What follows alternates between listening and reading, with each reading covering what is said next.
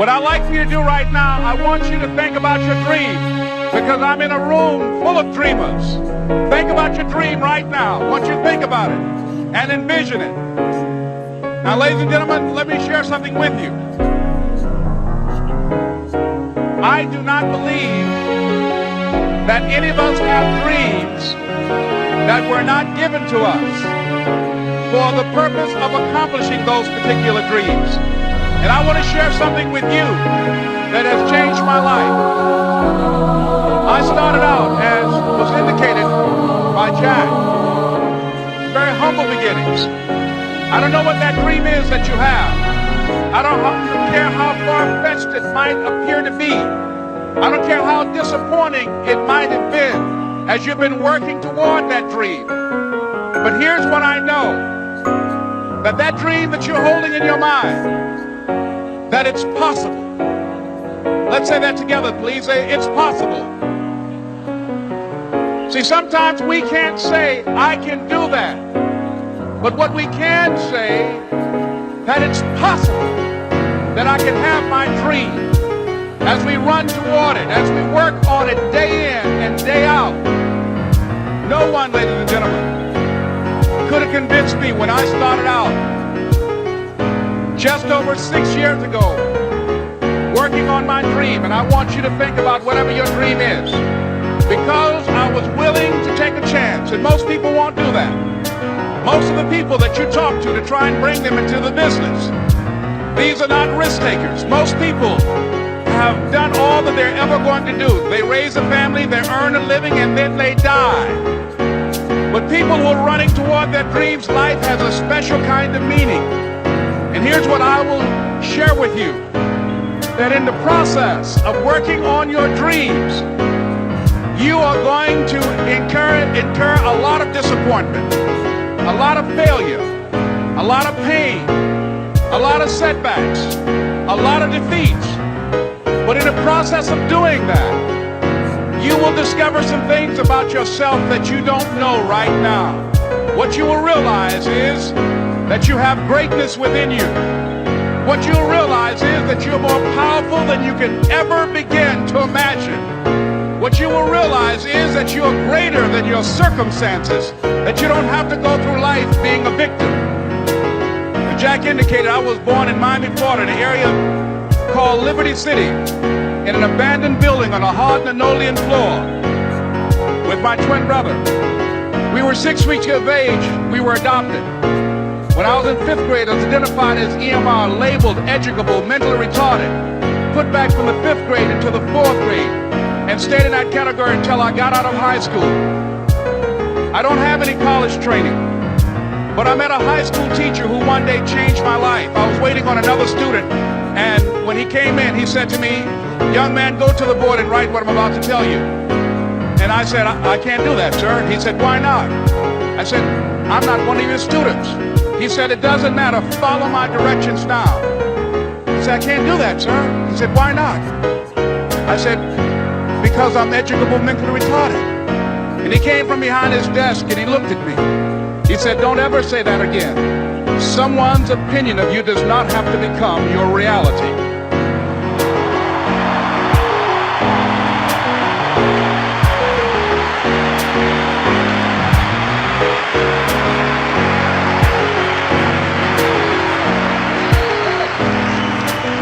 And that man, Mr. Leroy Washington, did something for me. He started planting seeds in my mind that enabled me to begin to dream, as Dexter has been doing for you. And ladies and gentlemen, I started working on my dream. And most people don't work on their dreams. Why? For many years I didn't. One is because of fear. The fear of failure. What if things don't work out? And the fear of success. What if they do and I can't handle it? The other thing is that most people, ladies and gentlemen, they get comfortable.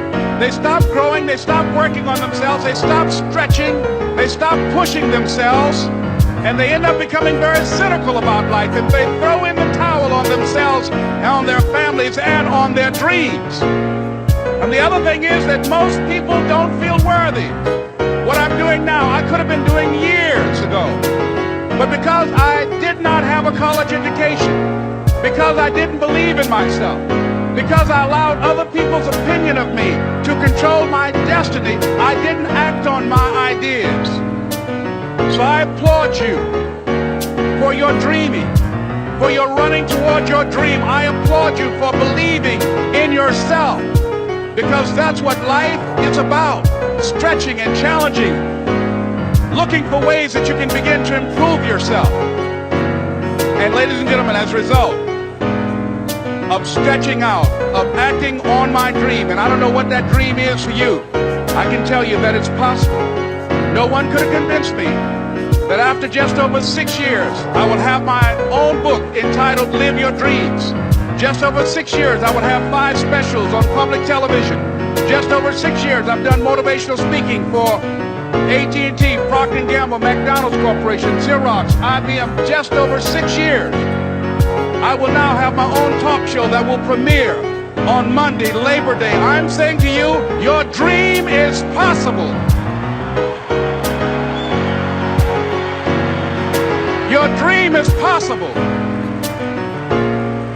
But not only is it important that you believe and begin to know that it's possible for you to live your dream as you run toward it, but I've done something that I want to share with you called Choosing Your Future. In fact, I've developed a set of tapes talking about how to begin to create your own reality by choosing your future. And not only is it important for you to know it's possible for you to choose your future, but it's necessary that you work on yourself, that you develop yourself. It's necessary that you get the energy drainers out of your life, people who don't want anything.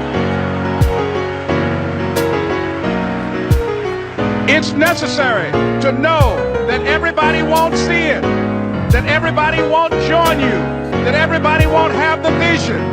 It's necessary to know that a lot of people like to complain, but they don't want to do anything about their situation. That you are an uncommon breed. You have to know within yourself that I can do this. Even if no one else sees it for me, I must see it for myself. That's necessary. The next step is, that is you. That is you. That no one can do it for you but you. And even though you face disappointments, even though you will experience some setbacks, it goes with the territory. You must understand that. I remember I was playing a game with my 9-year-old son, John Leslie, and I beat him 10 straight games in a game called Connect 4. And finally, I said, John Leslie, I'm bored. I don't want to play you anymore. And I got up.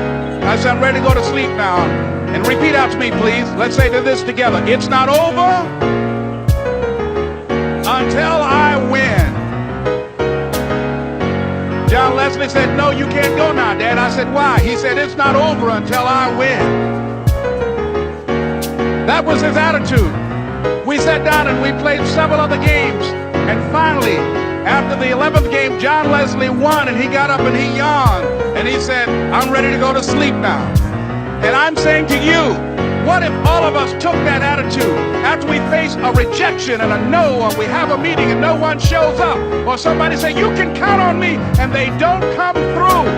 What if we have that kind of attitude? The car's repossessed. Nobody believes in you. You've lost again and again and again. The lights are cut off, but you're still looking at your dream, reviewing it every day, and say to yourself, it's not over until I win.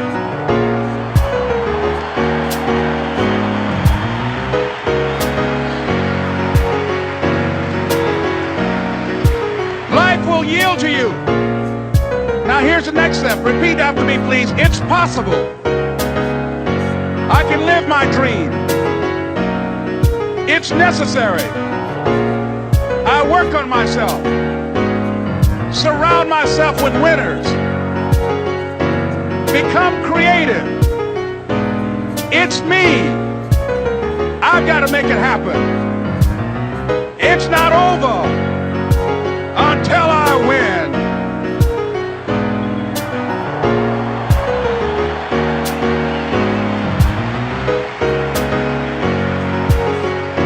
The next thing that's important to know, yes, it's possible that you can choose your future and direct the course of your life as you run toward your dream.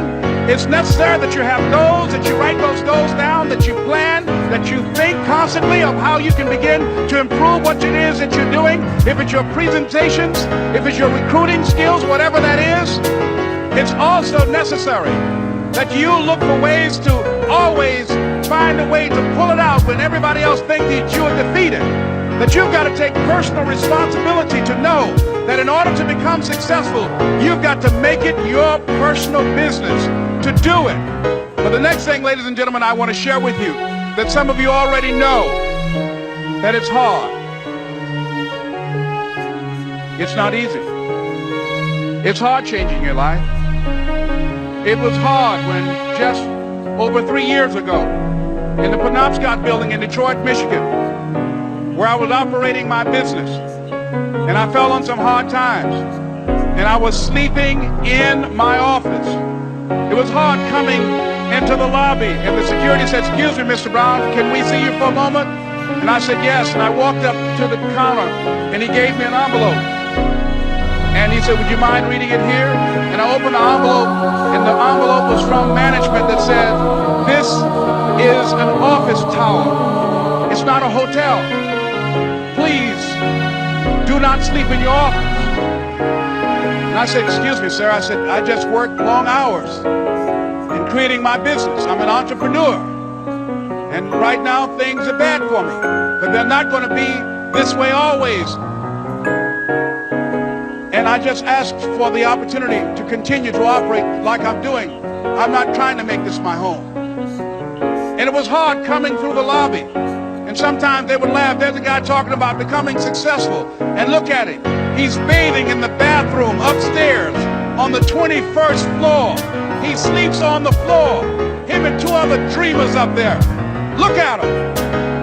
It was hard, ladies and gentlemen, coming to speak to people. And I was facing financial difficulties in my own life. I was behind on my bills and my dreams, and I'm saying to them, you can live your dream. It was hard, ladies and gentlemen. It was very difficult to pick myself up each day believing that I could do it. There were times that I doubted myself. I said, "God, why is this happening to me? I'm just trying to take care of my children and my mother. I'm not trying to steal or rob from anybody. Why did this have to happen to me?" It was very hard. And here's what I want to say to you. For those of you that have experienced some hardships, don't give up on your dream. No one could have convinced me by holding on, by continuing to push forward, by continuing to run toward my dream, that one day I would have my own talk show. It's a long shot, ladies and gentlemen, from Liberty City, an abandoned building on a floor. Never knowing my mother or father. It's a long shot. Being here with you today in this dome in Atlanta, it's a long shot. No college training, labeled educable, mentally retarded, but I kept running toward my dream.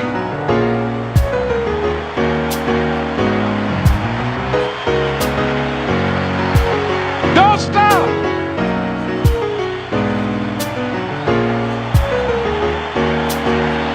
Don't stop.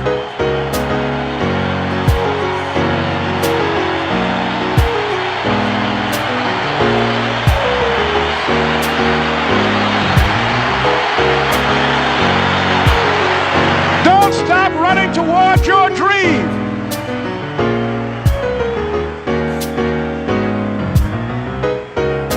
It's very important as you hold on to that dream. There are moments when you're going to doubt yourself. There are rough times that are going to come, but they have not come to stay. They have come to pass. It's very important for you to know that. Don't say I'm having a bad day. Say I'm having a character building day.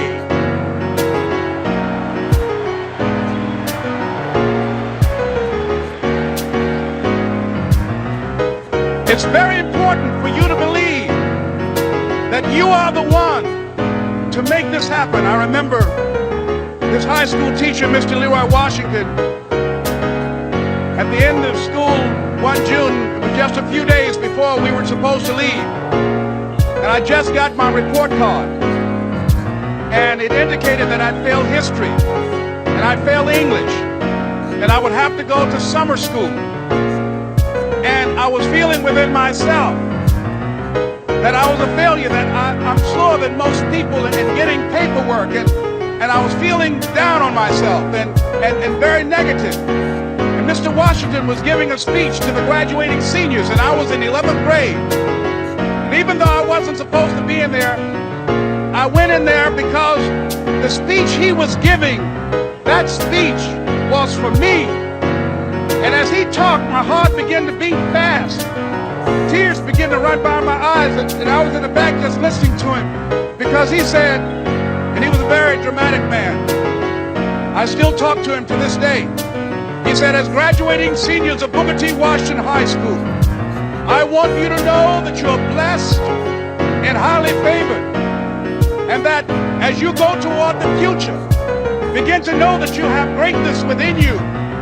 And if just one of you here begin to envision yourselves as being blessed and highly favored to reach your goals, if just one of you capture the essence of what that means, that you have greatness within you and a responsibility to manifest that greatness, that you can make your parents proud, you can make your school proud, you can touch millions of people's lives, and the world will never be the same again because you came this way.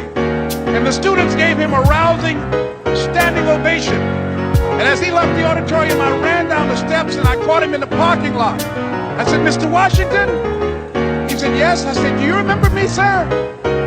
He said, no. I said, my name is Leslie Brown. My mother, she works in the cafeteria here. I'm one of the twins, Leslie and Wesley. He said, Mr. Washington, but you know, I got these big dreams. I like talking to people. I love people. I said, I want to work with people, and I got this dream of buying my mama a home. Could I do that, Mr. Washington?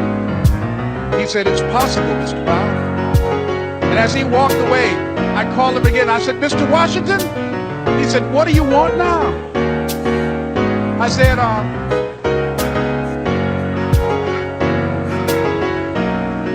I'm the one, sir. I said, I'm the one. You remember me, sir. I'm this Mamie Brown's boy. I'm the one. I'm the one.